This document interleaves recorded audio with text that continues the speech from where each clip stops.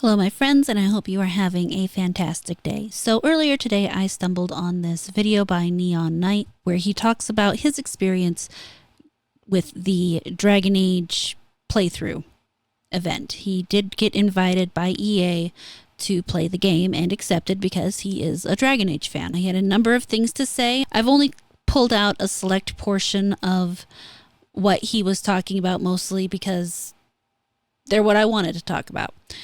But the full video, which I highly recommend watching, is down in the description along with a link directly to his channel so that you can do the subscribe thing. The video is very well done, and I can't reinforce enough that you guys should watch the entire thing. That said, let's see what he had to say. But I left the Veilguard recording event with a small pit in my stomach because I knew that the honest way I would describe this game would be about the last thing most DragonAge fans would want to hear. Unfortunately, I wish I could say I was surprised. I very much appreciate Neon Knight for being honest about this. I know over the next few weeks we're going to be seeing more reviews drop, and I doubt many of them are going to be as honest as he is being about how he feels about this game. My prediction is that there are going to be two games that Veilguard will constantly be compared to. One in terms of gameplay and the other for tone. On the gameplay side of things, Veilguard's combat and exploration is full-blown, or at least 85% blown, God of War 2018 worship. Unfortunately, I can't say I'm surprised by that. Considering how long this game has been in development, it makes sense that they would pull from a game that was very popular, especially when you further consider the fact that they pivoted from a multiplayer type game into a single player type game. At that point, it's really easy to look back and say, well, which game did really well? God of War. Okay, we'll use their battle system. People love it. But the other comparison I think people will constantly make, this time in terms of the game's tone, is to that Guardians of the Galaxy game from a few years ago. Why would anybody want a DragonAge game that reminds you of Guardians of the Galaxy? I can't, for the life of me, think of how that could possibly in any way, shape, or form be a good thing when you're talking about a DragonAge game. I've had a number of people comment about the marvelization of entertainment, of fiction specifically, and that they're shifting from a dark fantasy into this lighter, quippy thing. I don't understand. You know what? One thing I really appreciate about Neon Knight's video here is the number of times he clarifies that they very obviously do not want to alienate new players, but they're doing so to the point that they are excluding the original audience. I felt the way I did because I knew that what I had just played for 7 hours was far from what most DragonAge fans had been asking for, and I think BioWare have put themselves in a, let's say, an interesting spot here, because the game they've made is absolutely going to put the existing DragonAge fanbase through a pretty fine strainer, and the question is, what percentage of the fanbase is coming out the other side of that still wanting to buy Veilguard? If you ask me, it's going to be a really low percentage, and I don't know why they thought this was the greatest idea. Obviously, their entire goal here was to reach out for a new audience. You know, screw the existing audience, the people who've waited patiently these last 10 years for this game to come out. They wanted a new audience. It's been 10 years. The audience obviously doesn't matter anymore, so we're gonna pursue a new audience. Now, will that matter? I suppose we'll find out. The DragonAge games did reasonably well each time they came out. DragonAge Origins and DragonAge Inquisition were both Game of the Year. DragonAge 2 was still reasonably well received.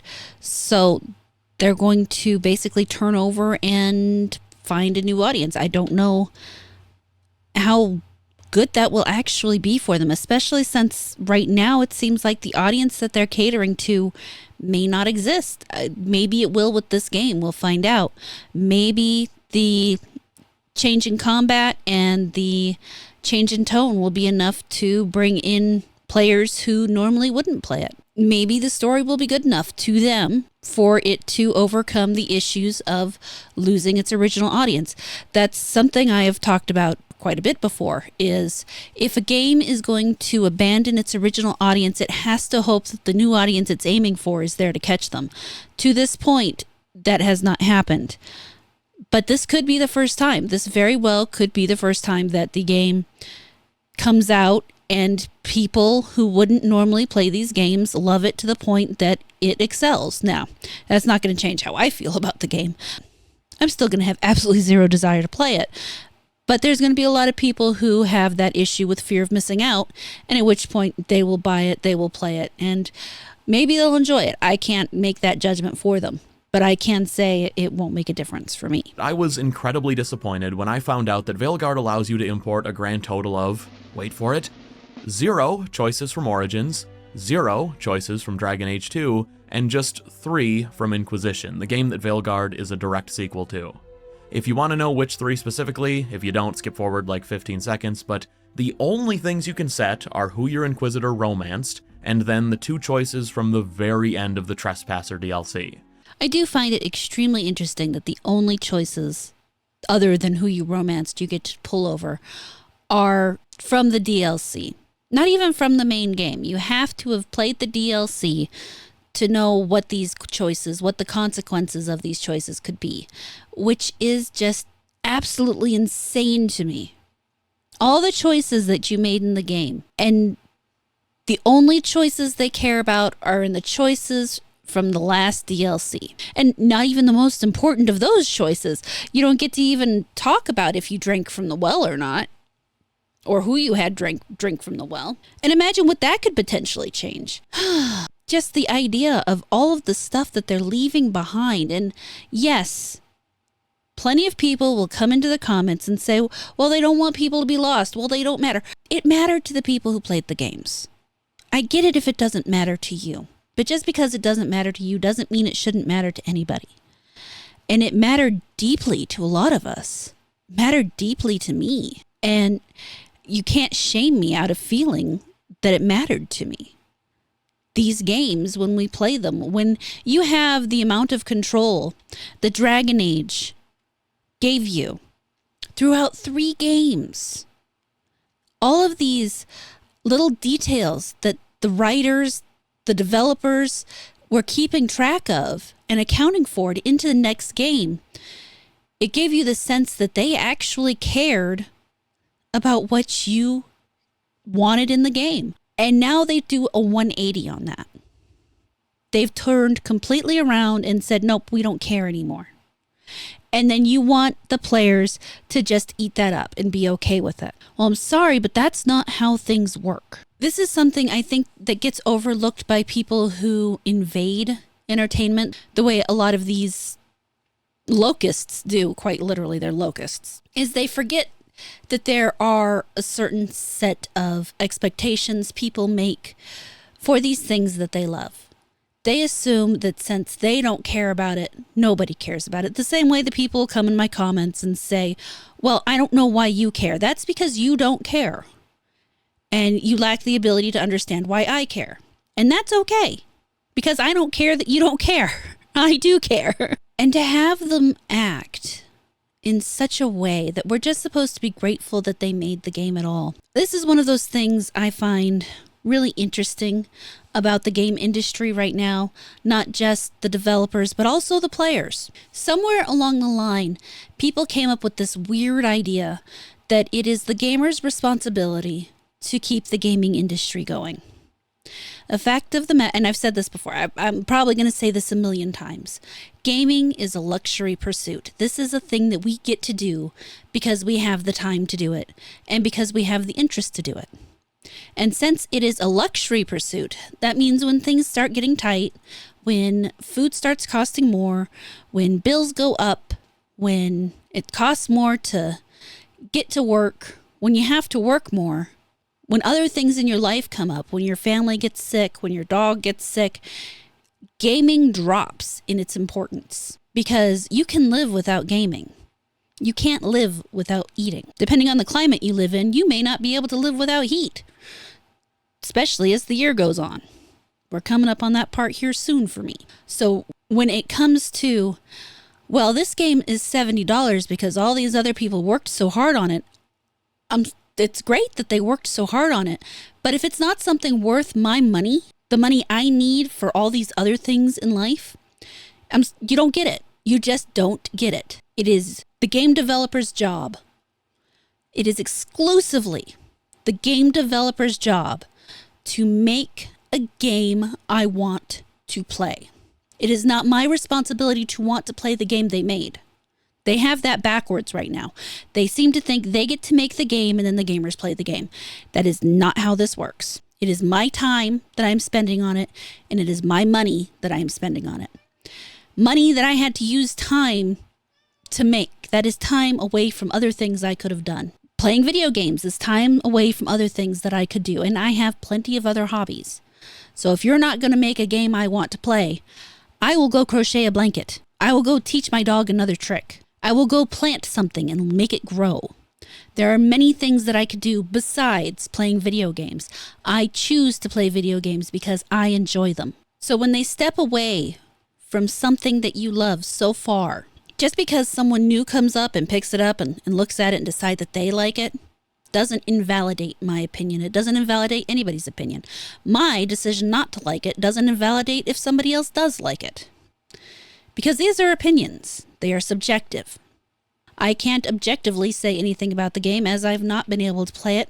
And realistically, I'll probably never be able to say something objectively about the game from a personal experience because I won't play it. I will still talk about it, but I will not be playing it. You know, BioWare are doing this very strange thing with Veilguard, where on one hand, it's a direct sequel with a bunch of returning characters in prominent roles, yet on the other, it's a borderline soft reboot trying to minimize every direct tie to the past in an attempt to, I guess, avoid scaring off non-DragonAge fans. I really like the way Neon Knight discusses or points out that they are not only doing a direct sequel to DragonAge Inquisition, but at the same time, they're using it to reboot the entire franchise.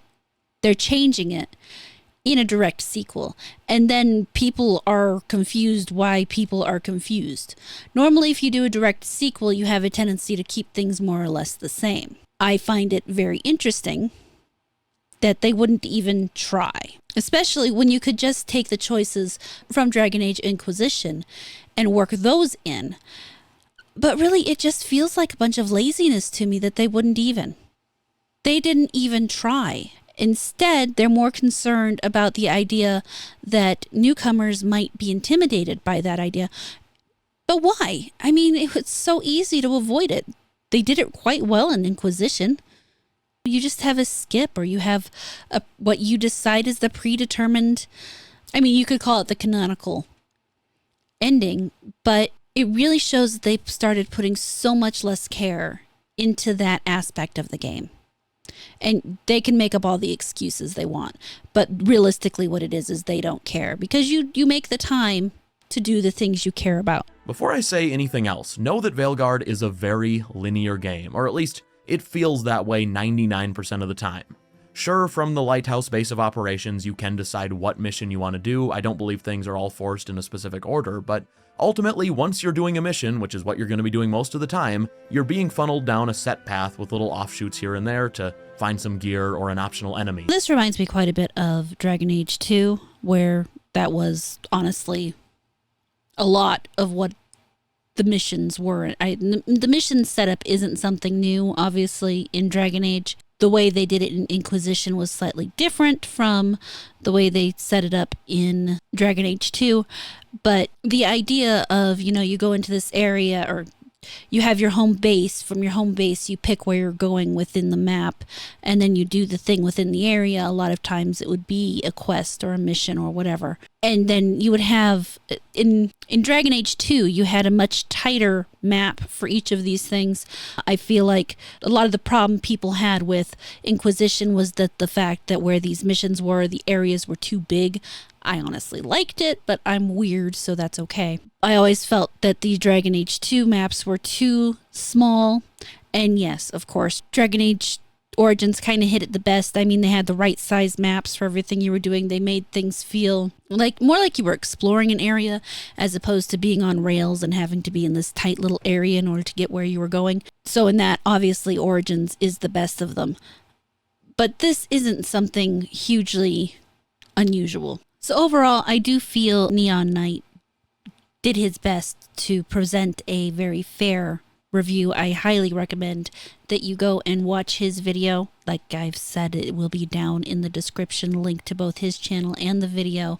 I really appreciate someone who can break something down in such a fair manner. That includes saying positive things about something that I personally can't find anything positive to say about, because not everything's meant for me, and they very obviously made this game not for me. And I don't have to be okay with that. I can be upset about that. That's allowed, believe it or not.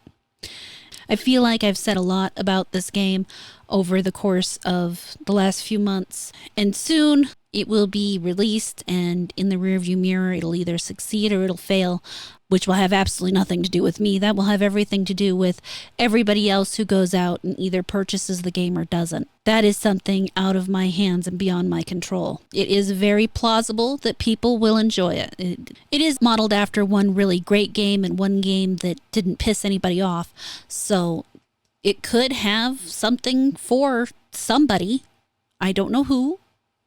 But as I like to say, I hope the people who buy the game enjoy the game, because I really hate seeing people just waste their money. 8 more days and it will release. And we will see what happens.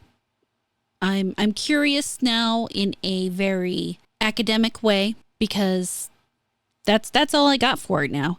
I will be watching to see how many of the predictions we've made are right. Those will be the questions that I'm curious about at this point. We really haven't learned anything new other than to have a confirmation of some of the stuff we already thought. And maybe it's bias confirmation. I'm obviously very biased towards this product. So this may be a little confirmation bias for me. Maybe as a few more reviews come out and someone with a little more positive stuff to say comes out with a video I feel like I can do the same thing with, maybe I will. We'll see when we get there. That said, what are your thoughts? Did you see anything new here? I really enjoyed the way Neon Knight broke this down. I'd really like to hear your thoughts. Thank you so much for watching this video. I really hope you enjoyed it. Please like, comment, subscribe, and turn on the notifications. If you really liked it, you can feel free to share it around, and I will catch you later.